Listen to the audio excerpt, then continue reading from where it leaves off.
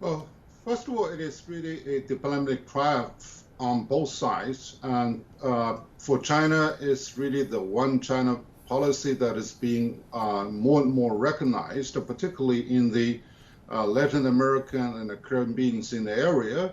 And for Honduras, it is really a wise decision to engage with China. It's not only symbolic, but they are also looking at a substantial cooperation on politics, on economy, and also on investment.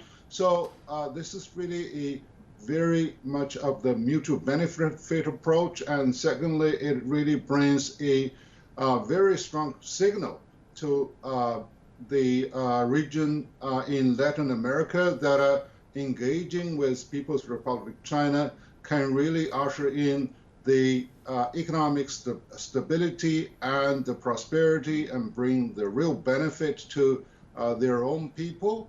So after many of the showcases since the Costa Rica, Nicaragua, El Salvador, and Panama, etc., who really severed ties with the Taiwan regime, and they do see the benefit they have really reaped. So therefore, it is a very realistic but also future-oriented decisions that can really benefit both countries and even both regions.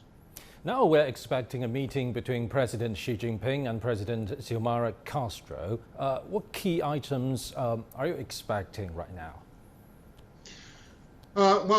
After the formal establishment of the diplomatic ties, I believe there is still a continued trust-building process, and now that the top leaders are there to give further assurance to strengthen the bilateral cooperation, I believe that there will be some of the developmental aids, but more importantly, it is the assurance that to start a all-around cooperation in trade and investment, infrastructure building, connectivity between people, and the exchange of scientific and the research development on both sides. So that can really benefit all. So with all the principles charted out, the different ministries and also the business communities can follow up with some